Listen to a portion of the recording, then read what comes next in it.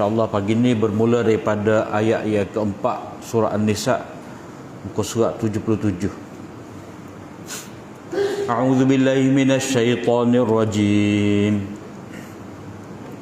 Wa atun nisaa sadaqatihinna nihlah fa in tibna lakum an syai'in minhu nafsan fakuluhu hani'an mari'a.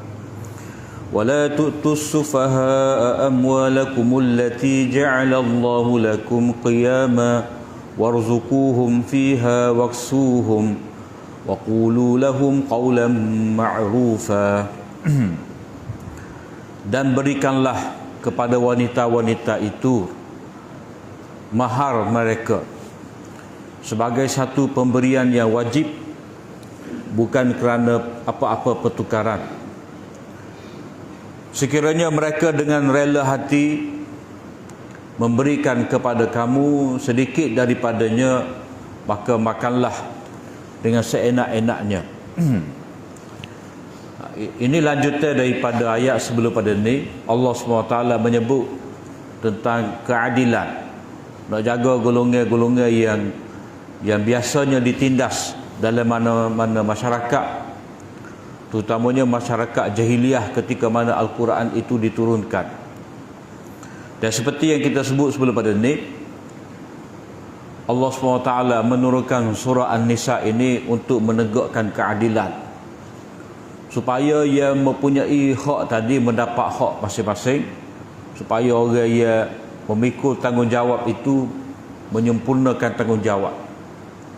Jadi oleh kerana lelaki ini dia sebagai ketua, dari segi kejadian pun dialah mula Nabi Adam itu mula-mula, maka dari segi dia membina perkahwinan, rumah tangga, yang mana Allah SWT jadikan manusia ni berpasangan dan mereka ni bertanasul, membiak, seperti mana yang kita baca pada ayat sebelum pada ni, ayat yang pertama, wabassa minhuma.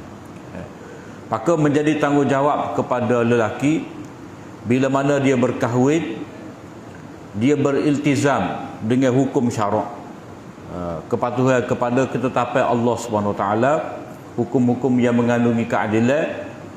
Hak mula-mula sekali adalah memberikan kepada wanita itu mahar mereka.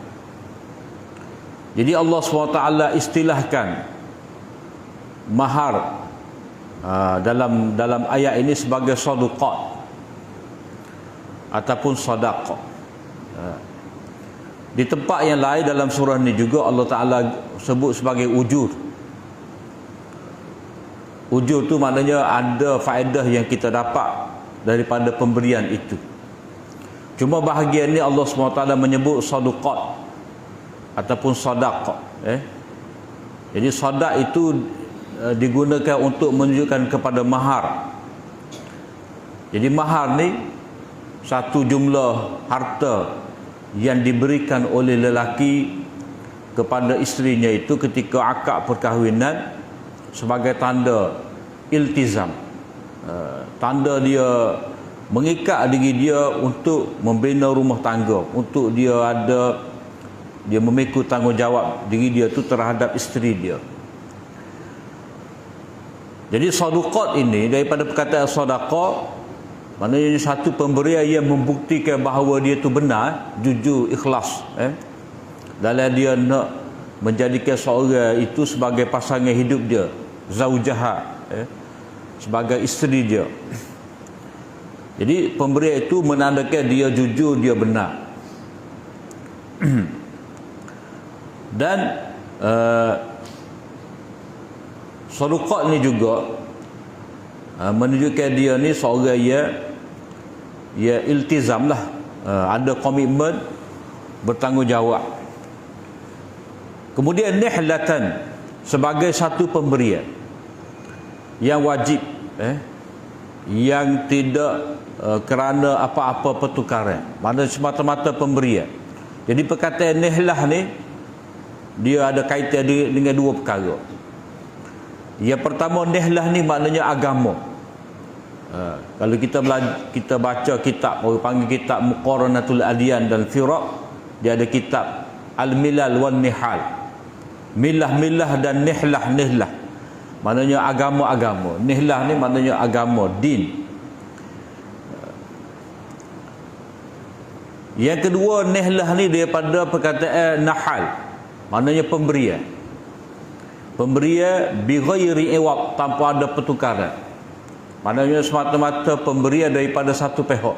Hibatun bi ghairi iwab, pemberian tanpa ada kerana tukaran. Kalau kata jual beli tu, dia ada pertukaran. Duit yang kita bayar, harga, lepas tu barang yang kita dapat. Itu panggil ada pertukaran. Jadi nihlah ni semata-mata pemberian. Daripada nilah Allah SWT menamakan lebah itu sebagai An-Nahlu. Suratul Nahli. Nahlu itu lebah. Sebab apa? Sebab lebah ni dia memberikan kepada kita satu benda yang terbaik. Itu madu dia tu. Maknanya kita boleh dapat dengan percuma. Bila kita ambil lebah tadi, dia akan buat koloni lain pula, binasara lain pula. Ya, jadi kita ambil. Maknanya kita ambil tak ada kena bayar pada siapa-siapa. Maksudnya kita ambil di hutan lah, di pokok. Maknanya lebah tadi dengan sukarela dia memberikan kepada kita madu yang dia proses. Kita dapat. Jadi dia ambil daripada sinilah. Ada kaitan dengan sinilah. Kita bagi kepada wanita, seorang suami memberikan kepada isterinya itu mahar sebagai nihlah, mana dia tidak mengharapkan apa-apa pembalasan. Dia bagi itu bukan kerana ada bayaran terhadap apa-apa manfaat, apa-apa faedah, tidak. Ini semata-mata pemberian.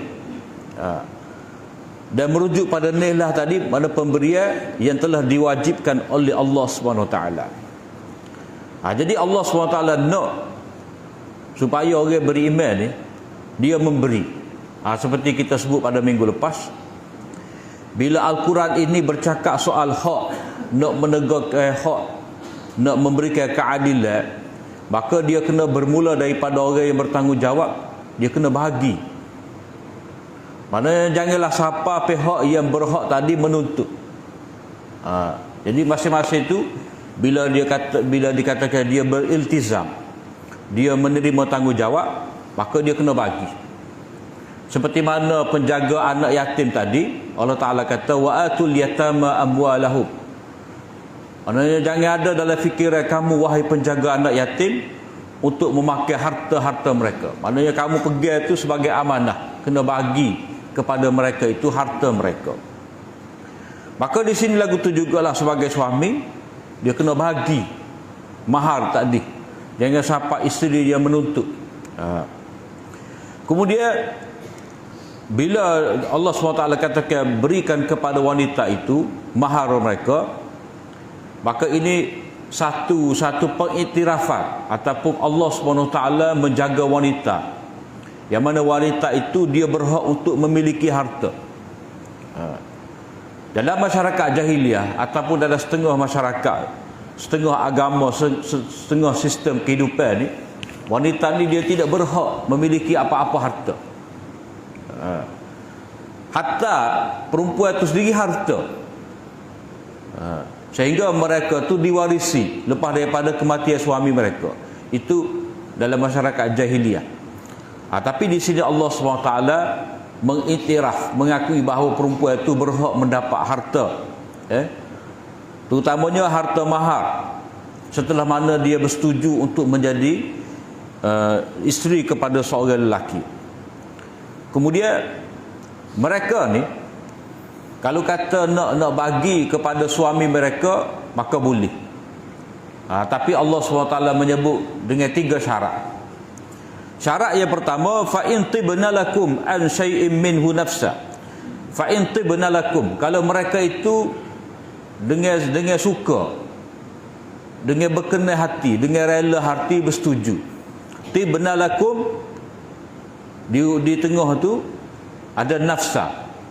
Mana hati mereka tu dengan sukanya, dengan relanya memberikan. Itu syarat yang pertama. Maknanya suami tidak boleh ugut, tidak boleh tekan, tidak boleh paksa, tidak boleh merampas mahar yang dia telah berikan kepada isteri dia. Itu kita boleh faham daripada perkataan tibna, dengan rela hati. Maknanya seorang lelaki itu boleh ambil, seorang suami itu boleh ambil mahar yang telah diberikan oleh dia kepada isterinya. Syarat yang pertama, isteri tadi dengan rela hati. Yang kedua, lakum, itu diizinkan untuk kamu. Maknanya untuk kamu ni, tidak untuk orang lain. Saing kamu ke, adik-beradik kamu ke, maknanya untuk kamu sahaja. Jadi perkataan lam itu menunjukkan kepada izin, dia benarkan. Kum tu maknanya kamu sahaja, tidak orang lain. Yang ketiga, an syai'in minhu, sesuatu daripadanya, sesuatu yang sedikit daripadanya.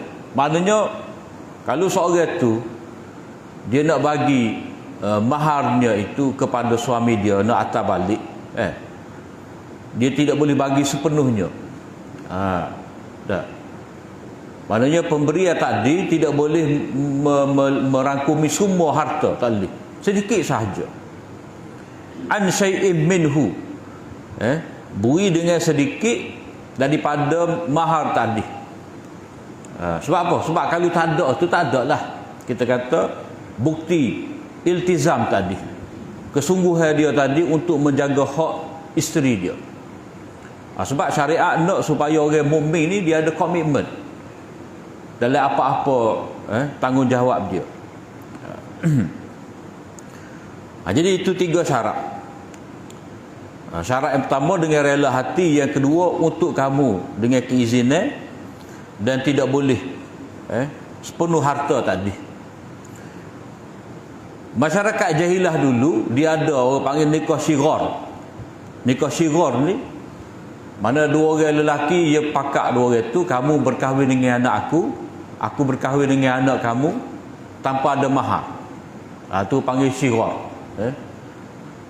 Itu adalah perkahwinan yang jahat, yang menjadikan kemaluan anak masing-masing itu sebagai mahar. Tak boleh. Dia kena dalam bentuk harta. Sebab itulah Allah Ta'ala kata di sini, perkataan nihlah sebagai pemberian, yang kedua sebagai tanggungjawab agama.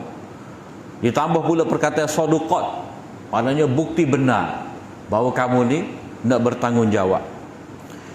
Bila cukup 3 syarat tadi, fakuluhu, maka makanlah. Maknanya tanpa rasa bersalah, makanlah. Kamu boleh ambil manfaat. Hani'an mari'a, asal mana hani ni sedap, mari'a ni lalu, boleh lalu ke tekuk. Boleh telan. Itu asal makna dia. Hani hani itu maknanya sedap, mari'a tu mana boleh lepas anak tekuk kita, boleh telan. Maknanya kita dapat menikmatilah. Jadi ahli tafsir kata bi ghairi tabi'ah, tanpa perlu kamu rasa bersalah, kamu boleh mengambil manfaat, tak apa. Maknanya itu tidaklah menjatuhkan maruah kamu. Mana kadang-kadang ada ketika suami tu jatuh miskin, jatuh muflis, tak ada harta, dia hilang pendapatan pencarian, dia tak boleh nak kerja dah. Maka isteri tadi dengan rela hati memberikan sedikit daripada mahar yang telah diberikan oleh suami dia. Maka pada ketika tu suami dia kena terima lah. Tidak boleh dia ego. Dia rasa atas mula ni macam hina dia, macam aku ni nak sangat, aku ni papa sangat, aku ni kebulu sangat untuk mendapatkan balik apa yang telah aku bagi. Tidak. Syariat kata boleh.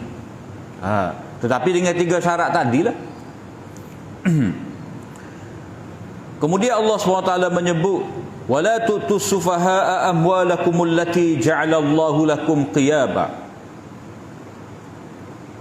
Ini berkenaan dengan Allah Ta'ala lanjutkan lagi daripada ayat yang kedua sebelum pada ni, maknanya menjaga harta anak yatim.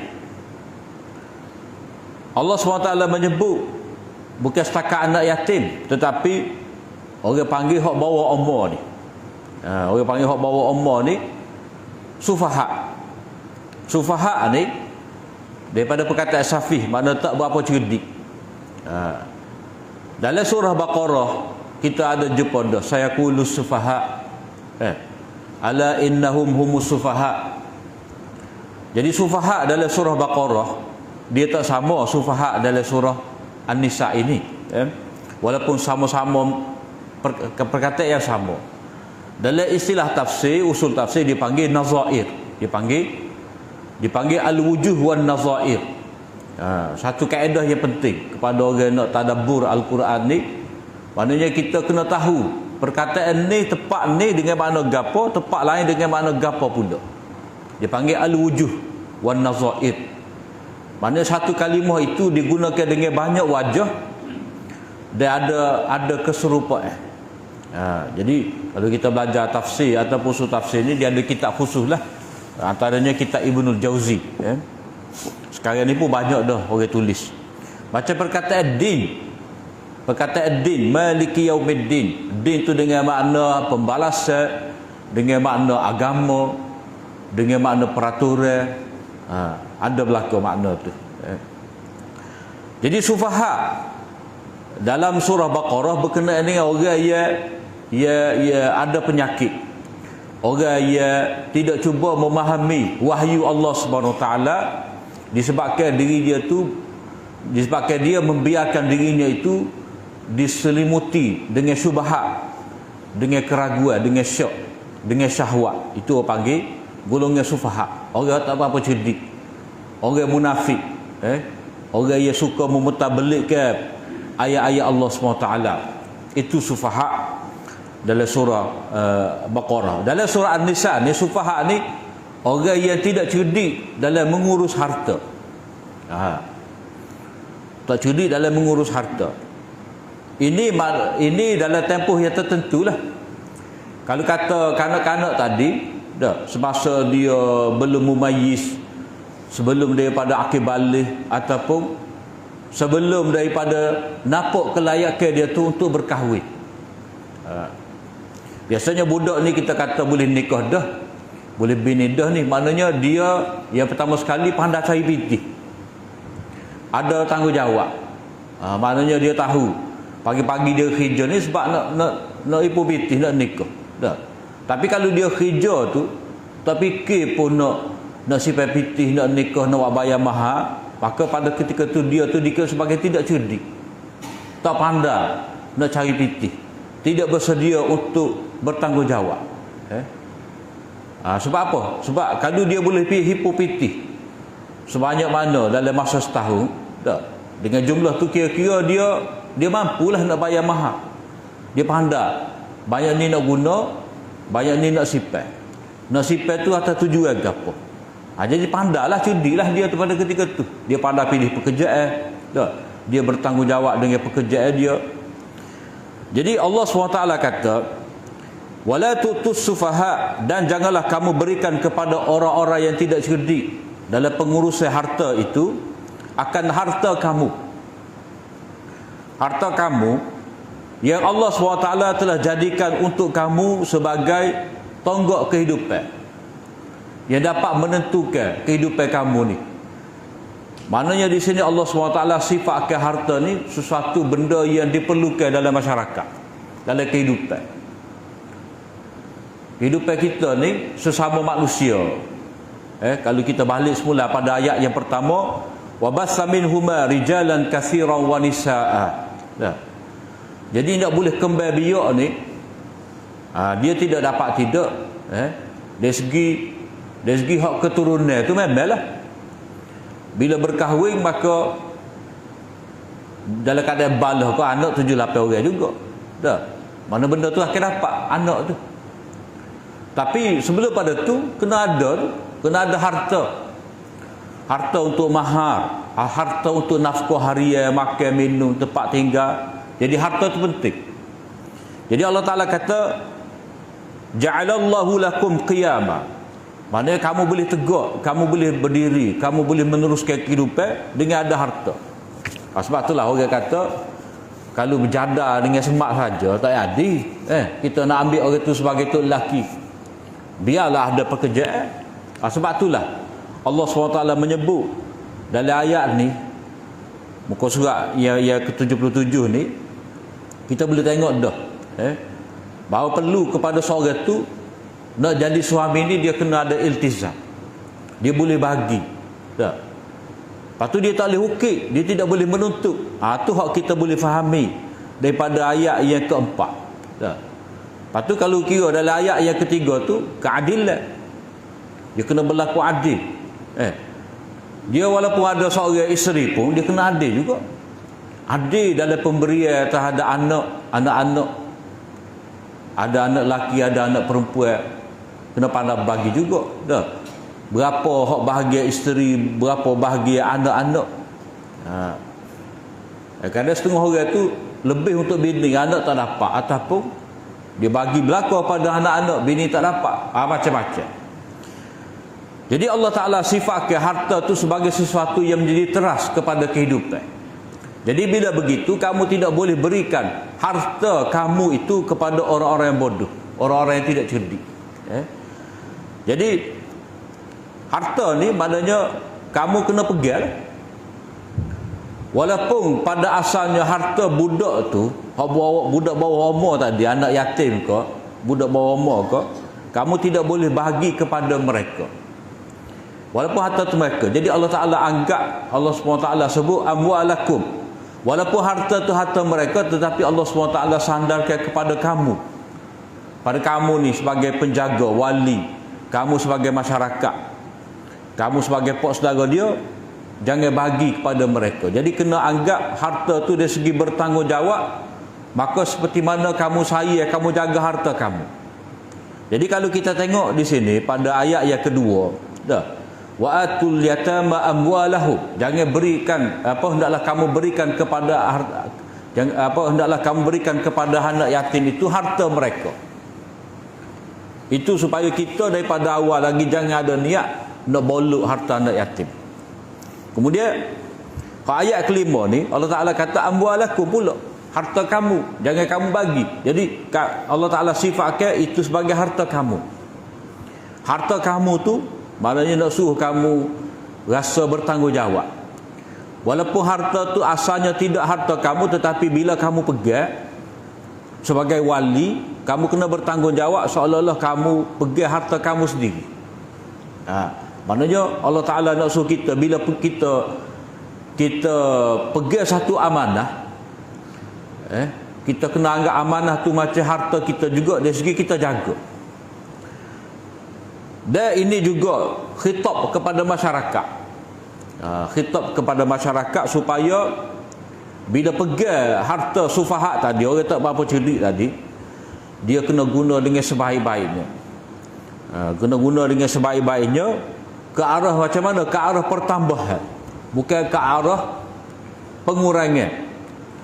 Dari segi mana? Bila Allah Ta'ala sebutkan sebagai kiamat, tonggak kehidupan, maknanya harta anak-anak yatim ni, harta orang tak cerdik ni, bila kamu nak gunakan ataupun kamu nak tambahkan, maka kamu kena laburkan pada tempat yang sepatutnya, tempat yang munasabah, tempat yang kalau kita kira pelaburan tu tidak berisiko tinggi lah.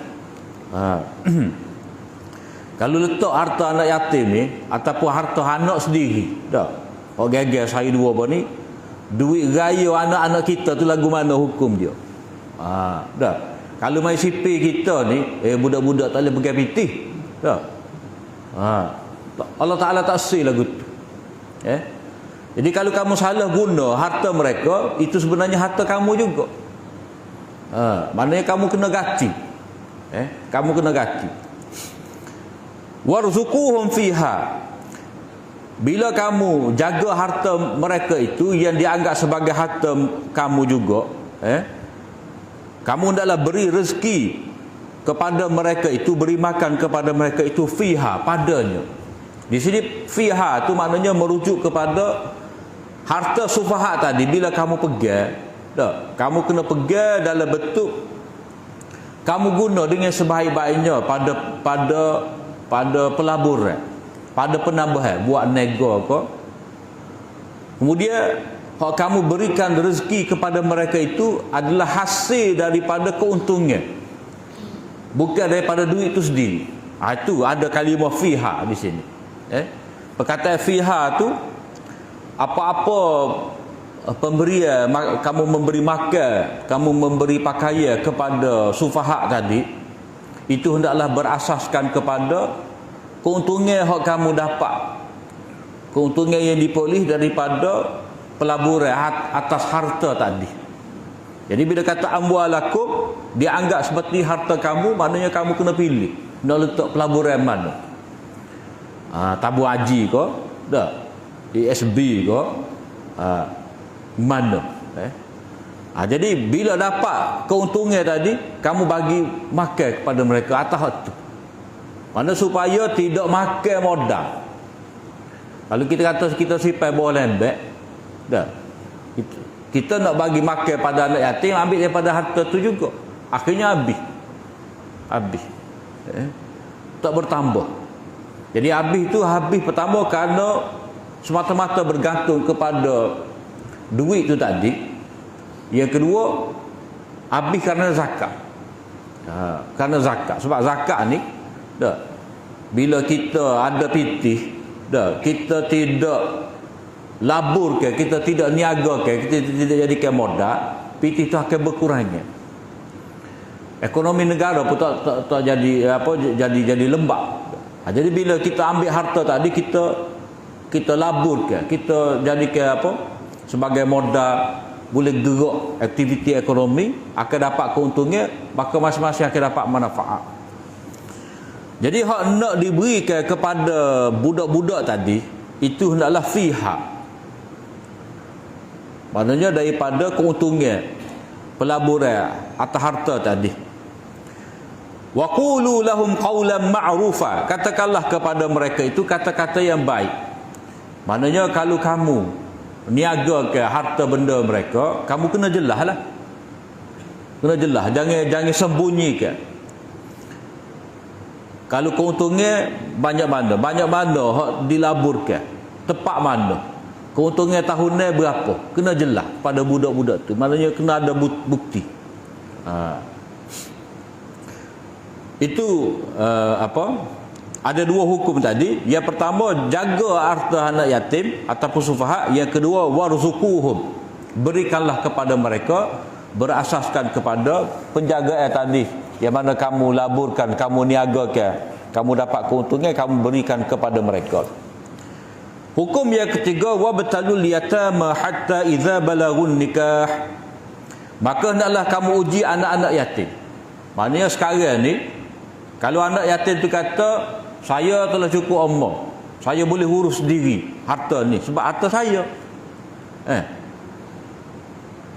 Jadi bila anak yatim tadi menuntut penjagaan harta, dia nak pegang sendiri, dah, dia nak pegang, kita kata kad debit, dah, dia nak pegang ada buat akaun dia, nak waktu ambil PT sendiri dah.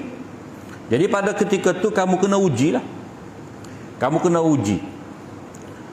Selagi dia tak lepas daripada ujian ni, maka mereka tu masih lagi dikira sebagai sufaha, tidak cerdik, tidak ada rusd. Maka kena uji terlebih dahulu.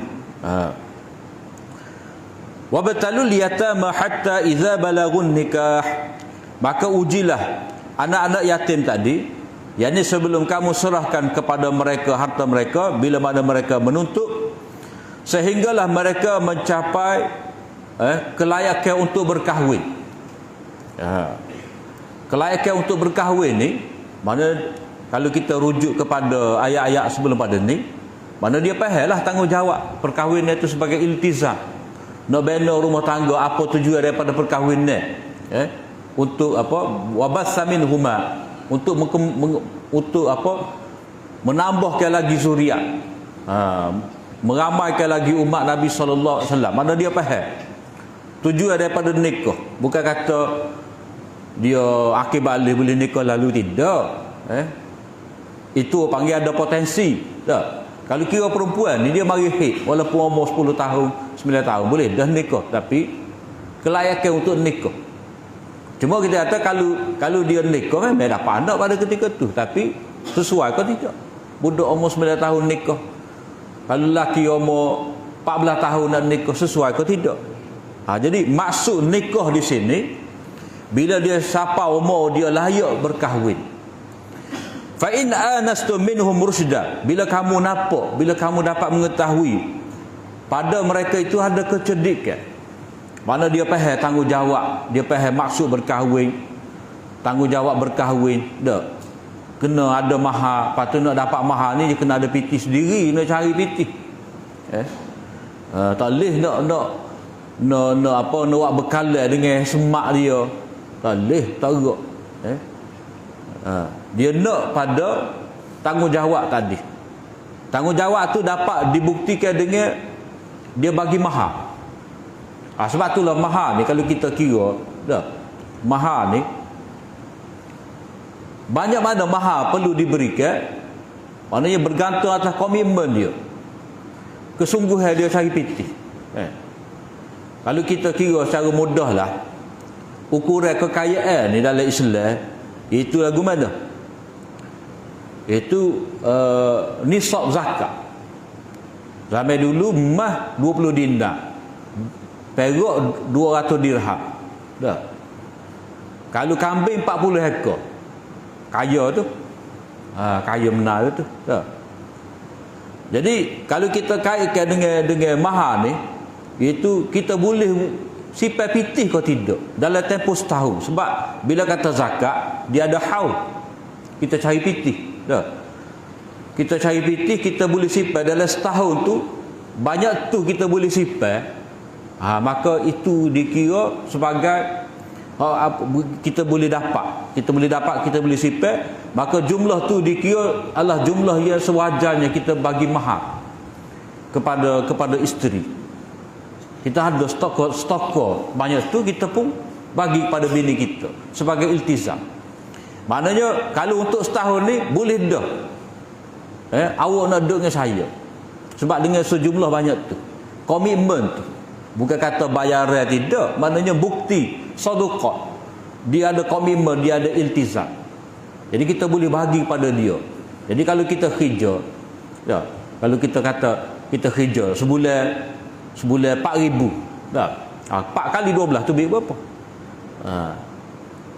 Jadi kalau kita tengok balik semula, dia tak jauh beza antara nisab zakat dengan mahar tu. Jadi dia boleh bertambah. Cumanya dari segi hak berkahnya, hak paling mudah lah, paling ringan. Tapi dari segi komitmen, maknanya seorang bapa tu nak suruh anak dia kepada seorang lelaki, dia kena tengok berapa awak boleh bagi. Sebab nak tengok iltizam. Mana dia tengok dengan kerja tadi berapa boleh hipung dalam masa setahun. Congok-congok pergi, maknanya dia harap lah. Bukan kata tidak yakin pada rezeki Allah. Bukan kata tidak yakin pada ketetapan Allah Ta'ala rezeki apa semua, tidak. Maknanya dari segi tanggungjawab. Sebab kita kecek berdasar kepada surah An-Nisa ni, tanggungjawab, keadilan, kejujuran. Bila mana kamu dapati pada mereka itu cerdik, pandai urus, berapa hak masuk, berapa hak nak belanja. Jadi kalau masuk tu sikit, belanja lebih, hutang selalu, dah. Bila berhutang muflis. Sebab itulah Allah Ta'ala suruh kita tengok ni, kalau nampak cerdik, dah. Kalau kata sekali boleh, sekali masa tu juga habis, tak cerdik, boros orang panggil, israf. Israf lagu tu. Jadi honanya cerdik. Jadi cerdik ni boleh diukur, perbelanjaan itu naklah bersesuaian dengan pendapatan. Fadfa'u ilaihim amwalahum, maka serahkanlah kepada mereka itu harta mereka, bukan harta kamu. Sebab sudah sampai masanya dia tu mengurus dengan sendiri harta dia, sebab dia cerdik, tidak lagi sufaha. Wala ta'kuluha israfan wa bidaran an yakbaru, perintah kepada penjaga-penjaga ni, dan janganlah kamu makan, yang ni kamu guna, sebut makan ni, sebab inilah cara mengambil manfaat daripada harta yang paling diperlukan. Makan, makanlah untuk meneruskan kehidupan. Maknanya janganlah kamu makan. israfa dengan boros, dengan gopoh, sebab takut budak-budak ni dia tua. Takut-takut dia dewasa. Maknanya kita makan cepat-cepat. Kira-kiranya sedang molek dia tu cerdik, habis dah pitih. Jangan buat lagu tu. Maknanya jangan kamu boros dalam menggunakan harta mereka, dalam meniagakan harta mereka, melaburkan harta mereka.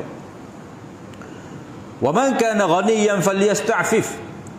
Siapa-siapa yang kaya, yang sudah cukup dah, ada pendapatan sendiri dah, maka dia dituntut supaya istighfaf, memelihara diri. Jangan usik harta anak yatim. Maknanya kamu hendaklah sebagai pemegang amanah 100%. Jangan ambil untuk kamu makan bila mana kamu sendiri sudah cukup dah, sudah ada pendapatan sendiri. Wa man kana faqiran falyakul bil ma'ruf. Siapa-siapa hak fakir pula, penjaga anak yatim ni, dia tak ada pitih dah. Jadi dia ni dengan rela hati ambil anak yatim perut dah. Dari segi ada sifat rahmah, memanglah dia sanggup terima, sanggup sabar dah. Kalau kira tanggungnya dia tu ada dah anak sendiri, ramai dah berceketek. Ni ada pula anak saudara dia dah mati pok. Jadi dia pun ambil lah perut. Kadang-kadang dia miskin tadi, kalau budak-budak tadi ada harta, jadi ambil lah harta budak-budak tadi, untuk diberikan makanan, nafkah, untuk perbelanjaan anak-anak yatim tadi dengan harta mereka sendiri. Kemudian kalau dia tu sendiri tak cukup, nak makan sendiri dah, sendiri gapo nak kira atas ni, maka dia boleh makanlah. Makan tu bil ma'ruf, dengan cara yang diakui, diterima oleh masyarakat, oleh uruf. Maknanya apa? Maknanya tindakan dia tu pergi anak yatim, pembelanjaan atas anak yatim tadi, dia boleh tupai dalam keadaan masyarakat tidak persoalkan tindakan dia. Macam contoh kita kata, dia ni sebelum pergi anak yatim dah makan ke selaya ya. Dah. Ayat sekali seminggu jumpa. Ya. Tapi lepas pergi anak yatim ni, ayat anak hari. Dah. Ataupun giling ke bawah ke tigiri. Bawah tigiri. Kambing ada seumur anak minggu. Tu tak kena tu. Tidak ma'ruf. Tidak boleh diterima oleh masyarakat. Masyarakat kata, demo sejak pergi anak yatim ni nampak mewah. Baju pun comel-comel dah. Dah. Tak boleh.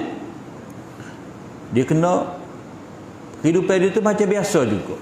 Sebab orang kata ni tak betul lagu ni. Orang akan bantah. Ya.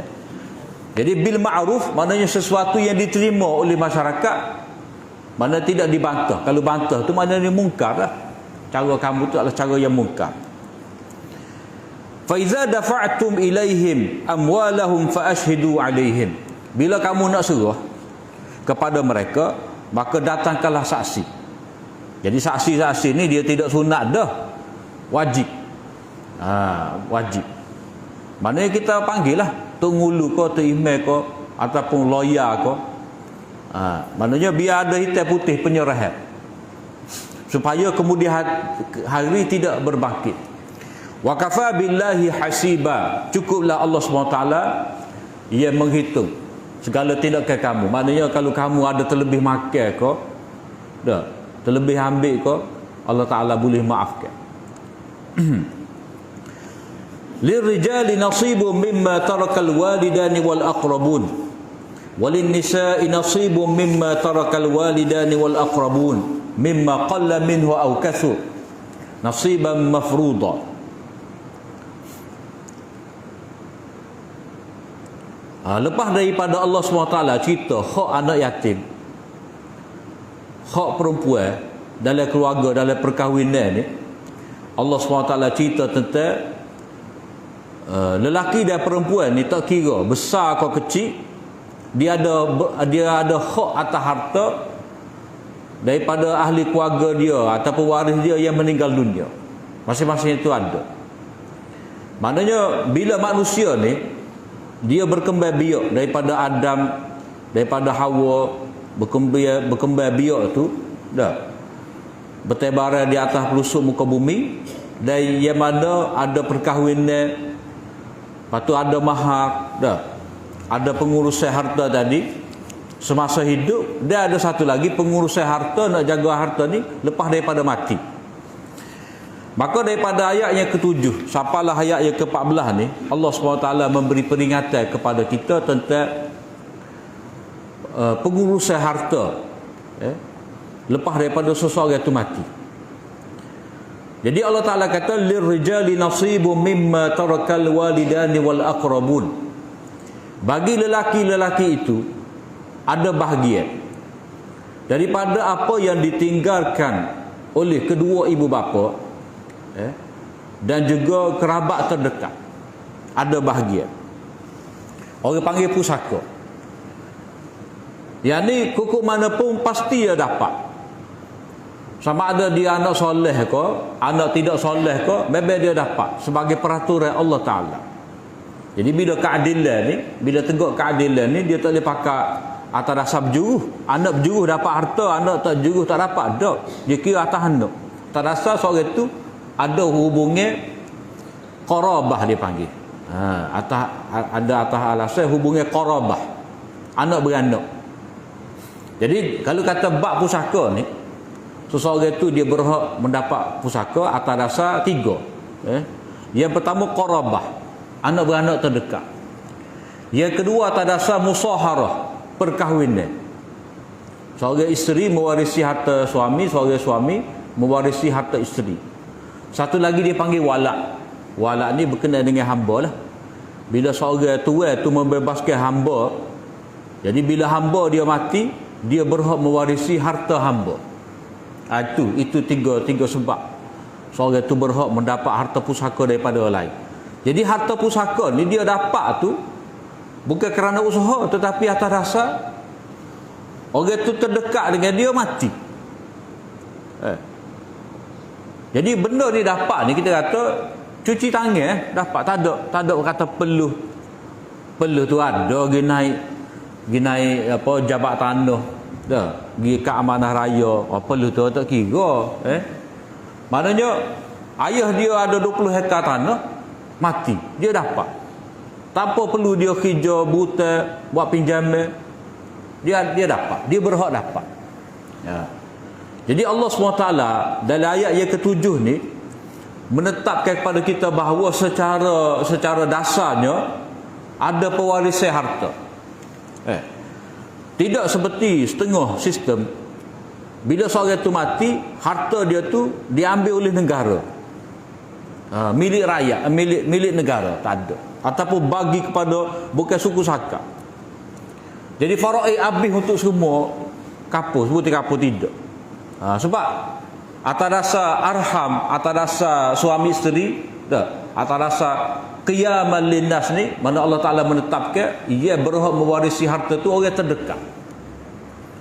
Jadi bila terdekat, masing-masing akan dapat lah. Keluarga ni dapat harta pusaka, keluarga terdekat dia, orang ni, keluarga ni dapat lagu tu juga. Jadi tak kacau kok si, bukan kata macam jahiliah dulu dah. Boleh jadi sepupu dia mati, dia dapat lagi harta sepupu dia, sedangkan dia sepupu. Tu tak kena. Jadi honda je anak mewarisi harta ayah, ayah mewarisi harta anak. Suami mewarisi harta isteri, isteri mewarisi harta suami. Mana hak terdekat. Jadi sebut li rijal ni, dia merakumi orang dewasa ke, orang hak tua nak mati pun, ataupun kanak-kanak. Tetap ada bahagia. Asalkan dia tu rijal. Rijal ni dengan mana zukur, lelaki. Bukan kata rijal ni dengan mana dewasa. Sebab rijal dalam bahasa Arab ni dia ada banyak makna. Satu dipanggil rijal tu dengan makna atas dasar jantina, lelaki. Yang kedua, rijal ni tokoh, pahlawan, rijal juga. Satu lagi rijal ni orang dewasa. Tapi honok di sini rijal ni dengan makna semata-mata lelaki. Tak kira dia umur 40 ke, umur 12 ke, umur sehari ke, ataupun umur 90 tahun. Tak boleh seorang anak tu kata, ayah ni dah 90 tahun nak dapat harta faraid buat gapo? Nak mati tu. Tak, dia akan dapat. Satu pernah dia akan dapat. Jadi tak kira dia tu nak mati lala pun dia tetap dapat. Setara tu keadilan Islam. Walin nisa nasibun mimma tarakal walidani wal aqrabun. Supaya tu juga perempuan dia dapat. Sama ada dia perempuan dewasa, perempuan tak dewasa, dia mak ke, dia anak ke, dia isteri ke, isteri yang keberapa, dia berhak dapat. Tidak kata bini muda dapat ataupun bini tua dapat, bini muda tak dapat. Semua dapat. Atas dasar dia nisa, atas dasar dia perempuan, dia berhak mewarisi. Tidak seperti jahiliah. Kena dapat harta daripada yang ditinggalkan oleh kedua ibu bapa dan juga waris terdekat. Tak kiralah mimma qalla minhu au kasur. Tak kira harta tu walaupun kita kata si mati dia tinggal 1000 Yahudi. Dah. Bini 4 orang. Dah. Anak 20. Nak bagi cuma mana boleh. Faraid juga. Walaupun 100. Walaupun 100 hia. Mimma qal, pada tak kira hak tu sikit ke hak banyak ke, tetap kena ada faraid. Kena buka faraid. Kena waktu bit 1/4, 1/8, 2/3, 1/6. Kena kira juga. Tak boleh kata banyak ni tak payah faraid lah. Bagi gitu-gitu je. Sikit-sikit saja. Bukan banyak pun. Ada. Faraid ni mimma qalla, sama ada sedikit ataupun banyak. Maknanya orang mukmin dalam bab keadilan ni walaupun misqala zarrah kena kira. Tak boleh dibiarkan. Setengah tu kata tak ngapu kita bayar di amanah raya. Pakai beku gitu. Tak boleh. Kena buat kiraan juga. Nasiban mafruḍa, satu bahagia yang telah diwajibkan, yang telah difardukan oleh Allah SWT, yang ini supaya disempurnakan.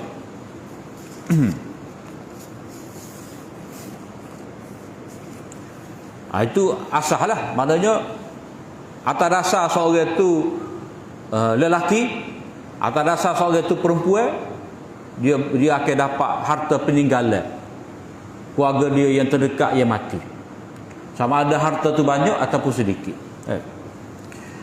Kemudian kalau orang-orang jauh ni lagu mana? Kalau orang-orang jauh, hak terdekat bebek dapat. Orang-orang jauh ni hak tahu ada pembahagian ni. Jadi oleh kerana dapat harta ni, kita kata dapat harta dengan mudah. Mudahlah kita kata sebab anak ni tak ada buat gapo-gapo, tak ada kaitan pun, tak ada bahagia, tak ada usaha pun atas harta peninggalan ayah dia. Jadi dia dapat dengan percuma. Adalah hak terdekat tu pak saudara dia ataupun adik-adik ayah hak mati ni.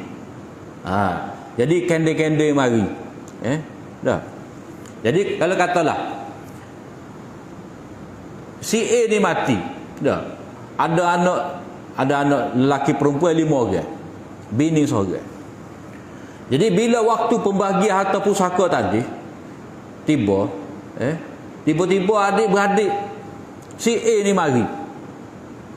Dia kata saya abang dia juga. Saya abang dia, adik-beradik darah daging juga. Tak ada kok sikit. Tak ada kok sikit bahagia kita. Jadi dari segi faraid tak dapat. Tetapi oleh kerana harta yang biasanya dapat percuma ni, orang akan deki, orang akan cuba ambil peluang. Dia kata kamu tak tahu cerita. Tak tahu cerita. Dia kata pada anak dara dia ni, kamu tak tahu cerita sebenarnya ayah kamu dulu ni harta ni. Kalau dia buat cerita pun ada jala juga. Jadi bila mana harta tu diperoleh dengan percuma secara warisan oleh anak ni, maka Anak beranak orang jauh sikit ni, dah. Hak orang kata bang-bang baca tu, anak tupai juga dapat. Jadi Allah Taala kata, wa idza hadaral qismata ulul qurba wal yatama wal masakin. Bila mana pembahagian harta pusaka tu, dah, bila bagi, bila kira tu dihadiri oleh kaum kerabat. Kaum kerabat yang tidak berhak mendapat pusaka. Maknanya dalam istilah dia panggil bukan ashabul furud. Orang tak ada bahagian. Orang ada bahagian ni dia panggil ashabul furud. Jadi kaum kerabat hak tak ada bahagian dalam harta pusaka ni mari juga. Mari kelih bagi. Sukalah. Sebab hari bagi saka ni hari gembira. Kita tengok etek takut-takut ada lah. Tak kira lah tak lewi sikit sama seria tupai. Nak juga bahagia. Ya. Begitu juga anak yatim pun ada juga. Orang-orang miskin. Allah Taala kata farzuquhum minhu, berilah kepada mereka itu rezeki sikit.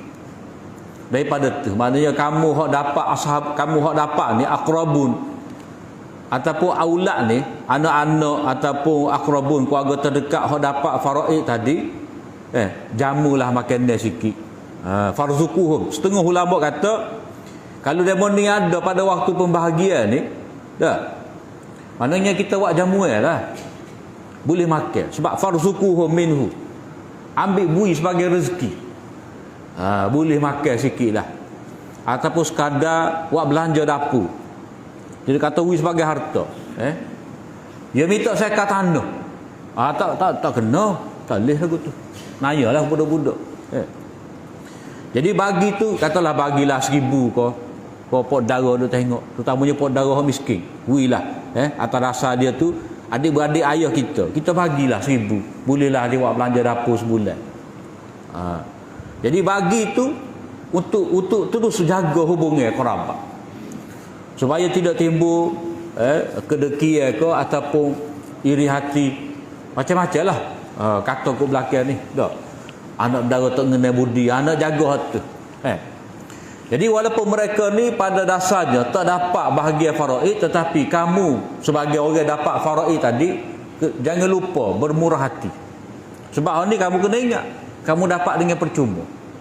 Jadi waktu ada pembahagian tadi, ada somalah mata-mata ya iri hati. Kamu kena jaga. Maka berilah. Jadi bila beri tu farzuquhum minhu, beri sebagai makanan kepada mereka minhu, sedikit daripadanya. Daripada hot. Jadi kalau katalah ashabul faraid tadi dia baca sama-sama dia nak beri berapa pokok kita ni. Cabut. Cabut 100 orang ke berapa orang ke wilah. Sekadar bagi rezeki. Bukan nak suruh jadi kaya pula, tidak. Maksudnya tidaklah sampai menjejaskan bahagia hak dapat pusaka tadi. Ahli waris yang dapat pusaka. Wa qulu lahum qawlan ma'rufa. Katakanlah kepada mereka itu kata-kata yang baik. Dia kata wi ni dah. Wi ni kalau serah sikit dah. Dia kata tanda ingat. Kalau serah banyak tanda ada. Tu kita ayat gitu ke dia dah. Mana kata ambil dah nampak mari sangat. Dah, mari dah. Dah mari kita wi dah. Tak sel lagu tu itu melukakan hati. Padahal dia ni bukan nak tupai gembira. Dah. Bunyi dia mau bagi saka kita nak tengok dah juga dah. Gerai-gerai tu. Kaya juga adik-beradik aku. Sekadar tu je. Sebab itulah qaulan ma'rufah ni kena ayat. Kalau suruh sikit tanda ingat, kalau nak suruh banyak kak moga bagi ada, kita rasalah sikit-sikit seorang bagi free kita kata. Jadi kena kata dengan kata-kata yang baik, tidak melukakan hati. Kemudian peringatan kepada orang beriman ni kena jaga hak tadi. Bila jaga harta anak yatim, dia kena ingat wal yakhshal ladzina law taraku min khalfihim dhurriyatan dhi'afan khafu 'alaihim. Maka hendaklah orang orang hak jaga harta anak yatim tadi ataupun mana-mana masyarakat lah bila mana mereka jaga harta anak yatim, terlibat dengan bab pembahagian harta pusaka ni, dah. Jangan cuba nak rapah harta pusaka orang lain, nak tupas kaki juga, kena ingatlah. Kena letak diri dia tu hak mati. Mana kalau kata pok dara tadi, dah. Mari kandai-kandai nak juga bahagia hak anak saudara dia. Dia kena ingat kalau dia mati, dah. Kalau dia buat lagu ni, kalau dia mati, dia buat lagu ni juga, orang lain akan buat lagu ni juga kepada dia. Maknanya seorang hak nak mati ni, dia kena letak diri dia tu, orang hak hidup ni, dia kena letak diri dia tu sebagai orang mati. Dia kena rusing, kena takut juga. Yang ni kalau dia tidak jaga dengan sebaik-baiknya harta orang, ataupun dia nak tupai juga harta pusaka orang, dia kena ingat kalau dia mati tu, kalau dia mati, anak kecil pula, hak lemah dari segi umur, lemah dari segi harta. Kalau orang lain nak tupai juga, lagu mana? Tidakkah naya pada anak-anak dia? Dia kena letak lagu tu. Harta yang kita pegang ni, harta anak yatim yang kita pegang ni, kita kena anggap macam anak kita juga. Seolah-olah kita lah hak mati. Jadi kalau kita mati, tinggal anak kecil-kecil, kalau kita masa kita hidup ni nak tupai harta anak orang lain, dah, walaupun kita tidak berhak, kena beringat kalau kita tu sendiri mati. Kena ada rasa lagu tu, kena ada rasa kesian belah. Takut-takut anak kita rewan ayah juga. Jadi masing-masing kena jaga sebelum daripada dia mati. Khafu alaihim, kamu bimbang mereka tu dhaif, mereka tu miskin, kamu bimbang hak mereka akan dirampas oleh orang-orang yang tidak sakut paut tadi. Falyattaqullah, maka hendaklah dia takut pada Allah. Maknanya jangan dia cuba campur tangan dalam pembahagian harta pusaka orang lain. Duk dia sudah. Walaupun bunyi anak saudara bagi boleh berpuluh-puluh ribu seorang, duk dia lah, tak sedut campur tangan. Tak sedut tanya, bunyi banyak dah. Abang kita mati tinggal piti, tak sah lah, tak sah cara. Dia ada kehidupan, dia ada keluarga dia. Jadi kita ni tidak ada kena mengena, duk dia. Takutlah kepada Allah SWT. Takut kita mati, lagu tu jugalah nanti orang akan cuba tupai atas harta peninggalan kita. Wal yaqulu qawlan sadida, maka hendaklah dia mengucapkan kata-kata yang tepat, yang betul. Maknanya kalau dia tu ada hutang, ada hak juga atas harta si mati dalam bentuk hutang ke, dalam bentuk pusaka, iyalah dengan betul. Kalau dia tak ada hak, maka dia kena akui lah. Kalau kata ahli keluarga tu berkeras juga nak bagi pada dia, pot dara dah, walaupun tak boleh harta pusaka pun, tapi pot dara juga ambil lah bahagian. Jadi dia kena kata dengan kata-kata yang tepat. Maknanya hak dia boleh terima tu banyak mana. Kalau kata dia dapat juga wasiat, ambil setakat wasiat. Mana kena tepat. Kemudian sebagai amaran, bila mana tidak dijaga hukum-hukum pusaka ni, innal ladzina ya'kuluna amwalal yatama zulman innama ya'kuluna fi butunihim nara. Ini takhwif ukhrawi. Sesungguhnya orang-orang yang makan harta anak yatim secara zalim, sebenarnya mereka makan dalam perut mereka itu api. Mana bertukar. Walaupun dia makan tu kategori dah, kategori itu akan jadi api yang membakar dari dalam. Wa sayaslawna sa'ira, dan dia akan dibakar dengan api yang menyala-nyala. Maknanya di sini balasan dia, api hak luar ada, api hak dalam pun ada. Fi butunihim, maknanya hak mereka makan tu akan masuk dalam perut mereka, duduk dalam perut, tak keluar, jadi api.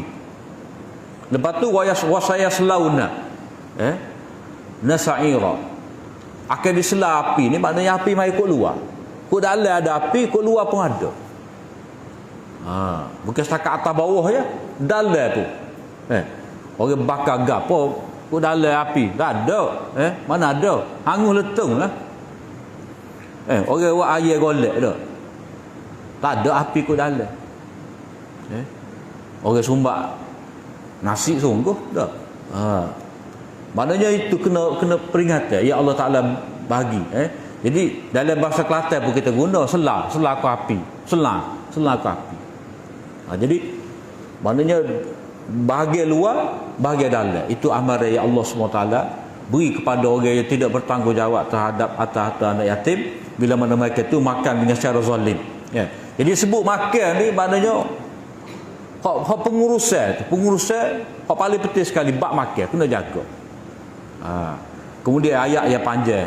Ini ayat perincian pula. Hak ar-rijal tadi, an-nisa tadi, bahagian mereka masing-masing berapa? Perincian dalam ayat yang ke-11. Itu kita sambung minggu hadapan lah. Jadi apa yang baik dari Allah SWT dan apa yang kurang itu daripada kelemahan diri hamba. Aku li qawli hadza wa astaghfirullah li wa lakum. Assalamualaikum warahmatullahi wabarakatuh.